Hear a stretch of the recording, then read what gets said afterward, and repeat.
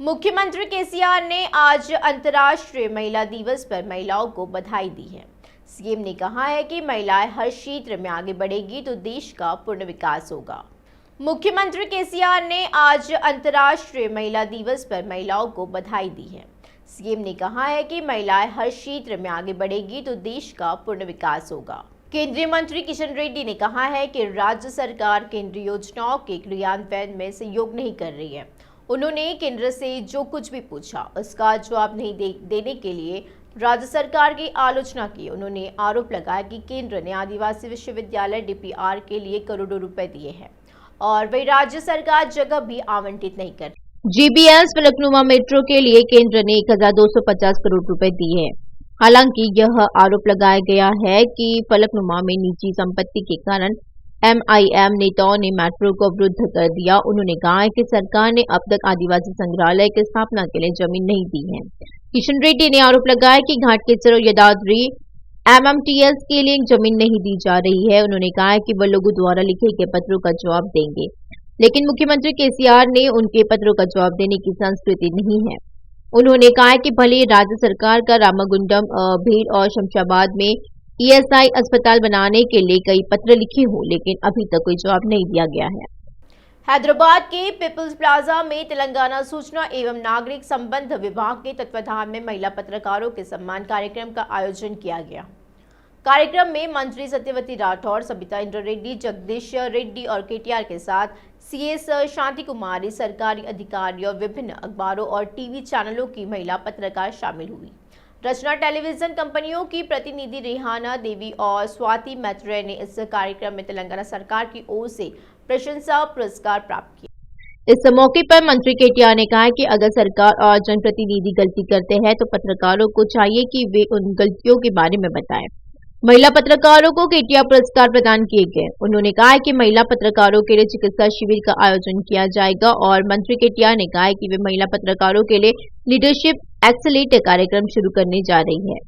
मुख्यमंत्री जी को महिलाओं के प्रदर्शन पर अगाध विश्वास है। उन्होंने कहा कि महिला पत्रकारों की संख्या में वृद्धि एक सुखद विकास है और उन्हें उम्मीद है कि महिलाएं उच्च स्तर तक उठेगी। महिलाओं की समस्याओं को दूर करने के लिए कल्याण लक्ष्मी और शादी मुबारक जैसी योजनाएं लाई गई है। उन्होंने कहा कि केसीआर किट और आरोग्य लक्ष्मी के जरिए तेलंगाना सरकार ने अम्मा की जगह ली है। उन्होंने कहा कि प्रदेश के विकास में महिलाओं की भी भूमिका है। पत्रकारिता प्रतिबद्धता का कार्यक्रम है। उन्होंने कहा है कि महिलाएं किसी भी क्षेत्र में अथक परिश्रम करती हैं। उन्होंने कहा कि महिला दिवस हर दिन मनाया जाना चाहिए और महिलाओं के बिना कोई काम नहीं है। उन्होंने कहा कि नारी की आवश्यकता के बिना सृष्टि का कोई भी कार्य आगे नहीं बढ़ सकता है। महिला पत्रकारिता तलवार की धार के समान है। उन्होंने कहा कि तेलंगाना सरकार ने महिलाओं के लिए कई योजनाएं शुरू की है और उन्हें सफलतापूर्वक लागू कर रही है। कुछ लोगों ने शिकायत की है कि मीडिया द्वारा की जा रही कुछ बातों से सरकार के अच्छे कार्यक्रमों पर पानी फिर रहा है। केंद्रीय मंत्री जितेंद्र सिंह ने बांस उद्योग में अवसरों का लाभ उठाने का सुझाव दिया है और उन्होंने बताया कि अतीत में हम बांस के लिए विदेशों में निर्भर रहते हैं, लेकिन अब देश में बांस उद्योग को विकसित करने के लिए कदम उठाए गए हैं। केंद्रीय मंत्री ने one week one lab programme की शुरुआत की है, जो इस महीने की 12 तारीख तक हैदराबाद के तारनाका स्थित CSIR IICT ऑडिटोरियम में होगा। कार्यक्रम में शामिल भारत बायोटेक के MD कृष्णा अल्ला ने कहा है कि वैज्ञानिकों को समाज की जरूरतों के लिए साहसिक प्रयोग करने चाहिए। व्यक्तिगत परियोजनाओं के अलावा सामाजिक परियोजनाओं को हाथ में लेने का सुझाव दिया जाता है। मंत्री मल्ला रेड्डी ने कहा कि वे खांसते या छींकते हैं तो भी वायरल हो रहा है। अंतर्राष्ट्रीय महिला दिवस मनाने के लिए मल्ला रेड्डी विश्वविद्यालय में आयोजित इस कार्यक्रम में मल्ला रेड्डी MLC कविता के साथ शामिल हुए थे। महिलाओं को शुभकामनाएं देने वाले मल्ला रेड्डी ने अपनी बातों से कुछ देर के लिए कॉलेज की छात्राओं का मनोरंजन किया। हाल ही में वे सेलिब्रिटी बने हैं। इन्होंने कहा था कि ये छींक देंगे तो तूफान आ जाएगा। मल्ला रेड्डी ने कहा कि अगर वे छींकते या खांसते हैं तो भी वायरल हो जाता है। मल्लाना ने कहा है कि यह क्रेज यूं ही नहीं आया। उन्होंने कहा कि उन्होंने इसके लिए काफी मेहनत की है। दुनिया में महिलाओं के लिए कई अवसर है और वे साहसपूर्वक पूछना और उन्हें लेना चाहते हैं। मल्ला रेड्डी ने कहा है कि सीएम केसीआर महिलाओं के सम्मान की रक्षा के लिए योजनाएं लेकर आई है। महिला दिवस के मौके पर तेलंगाना सरकार ने लड़कियों के लिए तोहफे का ऐलान किया है। वित्तीय वर्ष 2022 से 2023 के लिए ब्याज मुक्त ऋण के लिए 750 करोड़ रुपए जारी किए गए हैं और इसमें 500 crore rural self help society को और 250 करोड़ रूरल सोसाइटियों को जारी किए जाए। अधिकारी ग्रामीण गरीबी उन्मूलन संगठन के माध्यम से गांव में और मेम्पा के माध्यम से कस्बों और शहरों में योजना की निगरानी कर रहे। वर्तमान में तेलंगाना राज्य में 4,31,025 सोसाइटियां हैं। उनमें 46,10,504 महिला सदस्य हैं। पिछले 8 वर्षों में महिला संघों को प्रदेश के विभिन्न बैंकों से 66,624 करोड़ का ऋण प्राप्त हुआ है। यदि कृषि, डेयरी उद्योग, व्यवसाय, स्वरोजगार एवं गरीबी उन्मूलन गतिविधियों के लिए गए ऋणों का बैंकों का ब्याज सहित भुगतान समय पर कर दिया जाता है तो सरकार प्रोत्साहन के रूप में संबंधित समुदाय को ब्याज की राशि वापस कर देगी। 750 करोड़ की नवीनतम रिलीज के साथ चालू वित्तीय वर्ष के लिए आवंटन 2,561.77 करोड़ हो गया है। तेलंगाना राज्य में आवारा कुत्ते खुलेआम घूम रहे। इन कुत्तों से काटने के कई लोग घायल हो गए। राज्य में पिछले महीने से कुत्तों में हमले बढ़े हैं और लोग बाहर निकलने से घबरा रहे। हाल ही में प्रदेश में कई जगहों पर कुत्तों ने कई लोगों पर हमला कर दिया, जिसमें एक बच्चे की हालत गंभीर बताई जा रही है।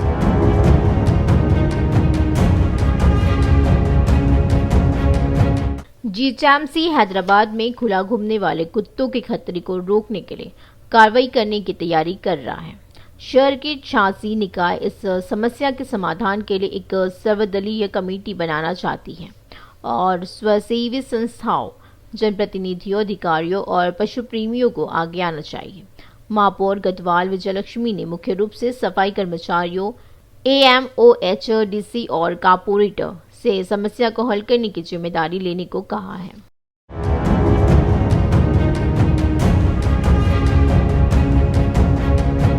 पशु जन्म नियंत्रण, नसबंदी और टीकाकरण के माध्यम से खुले घूमने वाले कुत्तों को नियंत्रित करने के लिए अगर नगर प्रशासन पहले ही कदम उठा चुकी है और इसके अलावा कुत्तों को पकड़ने के लिए 20 अतिरिक्त वाहन लगाए गए हैं और आउटसोर्सिंग पद्धति से प्रत्येक वाहन के लिए 5 स्टाफ सदस्य नियुक्त किए गए हैं और कुत्तों के हमले को रोकने के प्रयास किए जा रहे हैं।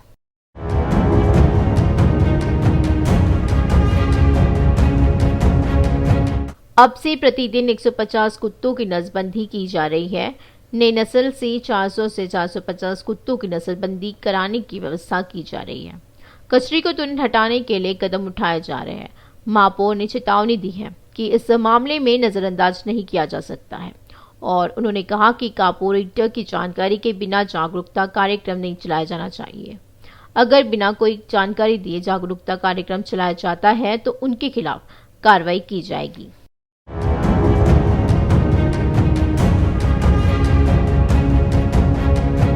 उन्होंने कहा वे हर साल कुत्तों की जनगणना भी करेंगे।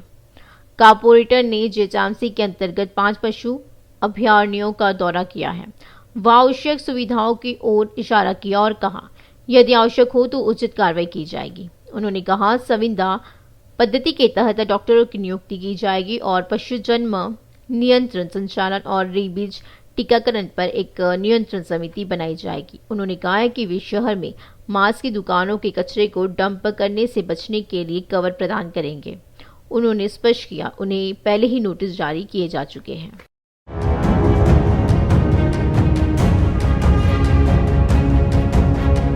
जीएचएमसी कमिश्नर लोकेश कुमार ने कहा कुत्तों के अलावा कुछ इलाकों में बंदरों के हमले से निपटने के उपाय किए जा रहे हैं और उन्होंने कहा है कि मवेशियों को तुरंत गौशाला में ले जाने के लिए कदम उठाए जा रहे हैं। उन्होंने कहा कॉलोनियों और बस्तियों के समुदाय को भी समस्या से अवगत कराया जा रहा है।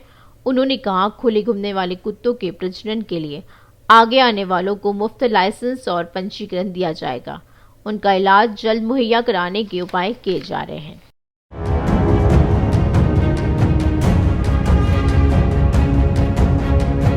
अंतर्राष्ट्रीय महिला दिवस के मौके पर राज्य सरकार ने विभिन्न क्षेत्रों में बेहतर सेवाएं देने वाली महिलाओं के लिए पुरस्कारों की घोषणा की है। राज्य महिला एवं बाल कल्याण विभाग की विशेष सचिव भारती हेलिकेरी ने एक आदेश जारी किया कि विभिन्न क्षेत्रों से कुल 27 लोगों का चयन किया है। पुलिकेरी ने कहा कि इन पुरस्कारों के लिए चुने जाने वालों को सरकार 1 लाख का नकद पुरस्कार और एक स्मृति चिन्ह देगी। एएनएम इंदिरा आशा कार्यकर्ता एवं कृष्णा वेनी कम्युनिटी मोबाइलाइजेशन समाला श्वेता समाज सेवा अल्फी Indian theatre art Sujata Dikshit महिला उद्यमी सामंता रेड्डी मेडिसिन डॉक्टर अमूल्य मल्लनागरी संगीत पोयनाई बहनी विनोदा विजया विजयलक्ष्मी किन्नेरा वाद्य क्षेत्र में शंकरम्मा और अन्य शामिल थी। इस बीच मंत्री सत्यवती राठौर ने पुरस्कार के लिए चुने गए लोगों को बधाई दी है। भाजपा के प्रदेश अध्यक्ष बंडी संजय ने हैदराबाद में फर्जी जन्म व मृत्यु प्रमाण पत्र मामले में सीबीआई जांच की मांग की है। उन्होंने मांग की है कि केसीआर जन्म प्रमाण पत्र जारी करने में विफल रहने की जिम्मेदारी ले और मुख्यमंत्री पद से इस्तीफा दे दे। बंडी संजय ने आरोप लगाया कि आतंकवादी देश को बांटने की साजिश के तहत फर्जी जन्म प्रमाण पत्र के साथ पासपोर्ट हासिल कर पुराने शहर में प्रवेश कर रहे हैं। उन्होंने कहा कि पुराना शहर आईएसआई का अड्डा बन गया है। कहा जाता है कि देश में जहां भी दंगे होते हैं उसकी जड़ें पुराने शहर में पाई जाती है। बंडी संजय ने वोटों और सीटों के लिए पुराने शहर को एमआईएम को देने के लिए केसीआर की आलोचना की। उन्होंने बीआरएस और एमआईएम पर केंद्र को बदनाम करने और दंगे कराकर राजनीतिक लाभ लेने की साजिश रचने का आरोप लगाया है। हैदराबाद नगर निगम ने पूर्व में उचित पात्रता दस्तावेजों के बिना जारी किए गए 31,000 जन्म और मृत्यु प्रमाण पत्रों को ब्लॉक कर दिया है। 27,328 जन्म प्रमाण पत्र और 4,126 मृत्यु प्रमाण पत्र रद्द किए गए हैं। कमिश्नर लोकेश कुमार ने मामले की विजिलेंस जांच के आदेश दिए हैं और उधर इस घटना पर विधायक राजा सिंह ने प्रतिक्रिया दी। उन्होंने मामले की सीबीआई जांच की मांग की। नगर निगम के अधिकारियों ने कहा कि 27,000 जन्म प्रमाण पत्र निकाले गए, जिनमें से अधिकांश पुराने शहर के थे। राजा सिंह ने आरोप लगाया कि इन फर्जी प्रमाण पत्रों के पीछे एमआईएम पार्टी का हाथ है और प्रमाण पत्र अवैध रूप से तैयार किए गए हैं। उन्होंने कहा कि नगरपालिका अधिकारियों की मुहर और हस्ताक्षर के बिना एक भी प्रमाण पत्र तैयार करना संभव नहीं है। जब तक रिश्वत नहीं दी जाती तब तक अधिकारी प्रमाण पत्र जारी नहीं कर रहे हैं। उन्होंने पूछा कि फर्जी प्रमाण पत्रों में कितने बांग्लादेशी और पाकिस्तानी नागरिक हैं। उन्होंने आलोचना की है कि हैदराबाद शहर आतंकवादियों के लिए बाधा बन रहा है। उन्होंने सीबीआई जांच की मांग की ताकि पता चल सके कि कितने लोग हैदराबाद में अवैध रूप से रह रहे हैं। पूर्व मंत्री पोन्नाला लक्ष्मैया ने बीआरएस को फैक्स मशीन कहकर इसकी आलोचना की है। गांधी भवन में संवाददाताओं से बातचीत करते हुए कहा है कि तेलंगाना सरकार 9 साल से लोगों को धोखा दे रही है, वे आईटी के बारे में झूठा प्रचार कर रही है। पोन्नाला ने कहा कि कांग्रेस के शासनकाल में आईटी का विकास हुआ है। कहा जाता है कि केसीआर सरकार के सत्ता में आने के बाद 65 कंपनियां राज्य छोड़कर चली गई। दूसरी ओर तेलंगाना सरकार ने यह कहकर भ्रम पैदा किया है कि ताइवान की कंपनी हैदराबाद आएगी। उन्होंने कहा कि राज्य में आईटी क्षेत्र की शुरुआत जनार्दन रेड्डी के मुख्यमंत्री रहते हुए हुई थी। उसके बाद चंद्रबाबू नायडू ने कहा कि कांग्रेस सरकार में कुछ प्रगति नहीं हुई है। पोन्नाला ने कहा है कि केंद्र और राज्य सरकारों की लापरवाही के कारण आईटी सेक्टर इस समय चरमरा रहा है। उन्होंने श्वेत पत्र जारी करने की मांग की है कि बीआरएस सरकार के दौरान नई कंपनियां लाई गई हैं। उन्होंने कहा कि कांग्रेस के दौर में आईटी का मतलब भारतीय प्रतिभा हुआ करता था, लेकिन अब युवा का ट्रप हो गया है। कांग्रेस विधायक सीताका ने महिलाओं को बरगलाने के लिए केंद्र व राज्य सरकार की आलोचना की है। उन्होंने सवाल किया कि केसीआर के 9 साल के प्रशासन ने महिलाओं के लिए क्या किया है। उन्होंने कहा कि बिना फर्क जाने सभी महिलाओं के साथ रेप किया जा रहा है। सीताका ने कहा है कि महिलाएं सभी क्षेत्रों में उत्कृष्ट प्रदर्शन करें। राजनीतिक और पारिवारिक निर्णयों में महिलाओं की प्रमुख भूमिका होनी चाहिए। उन्होंने कहा कि बीआरएस इसलिए धरना दे रही है क्योंकि बीजेपी ने गैस के दाम बढ़ाए हैं। राज्य में महिलाओं पर अत्याचार के बावजूद बेफिक्र होकर काम कर रही है। कांग्रेस महिला अध्यक्ष सुनीता राव ने कहा है कि बीआरएस सरकार में महिला सुरक्षित नहीं है। उन्होंने गांधी भवन में आयोजित महिला दिवस समारोह में भाग लिया। इस अवसर पर सुनीता राव ने कहा कि हर कोई महिला सशक्तिकरण की आवश्यकता के बारे में जागरूक हो, वह समाज में सक्रिय भूमिका निभाना चाहती है। उन्होंने याद दिलाया कि कांग्रेस पार्टी के दौरान महिलाओं का महत्व अधिक था। उन्होंने कहा कि बीआरएस के शासन में आए दिन महिलाओं पर हमले होते हैं। उन्होंने कहा कि परिवार के राज से गरीबों के साथ अन्याय हो रहा है। जाने माने कवि और लेखक देशपति श्रीनिवास ने कहा है कि वह विधान परिषद में अपनी भूमिका निभाएंगे। सीएम केसीआर ने राज्य विधान परिषद के लिए विधायक कोटि के उम्मीदवारों के रूप में देशपति श्रीनिवास, कुर्मयागिरी, नवीन कुमार और छल्ला वेंकटरामी रेड्डी के नामों की घोषणा की। इस मौके पर देशपति श्रीनिवास ने आभार व्यक्त किया है। देशपति श्रीनिवास ने कहा है कि यह सम्मान उन्हें मुख्यमंत्री केसीआर ने दिया है। उन्होंने कहा है कि लोगों की ओर से उन्होंने तेलंगाना आंदोलन में अपनी भूमिका निभाई है। उन्होंने कहा है कि बीआरएस पार्टी के विकास के लिए काम किया है और विधान परिषद में अपनी भूमिका निभाएंगे।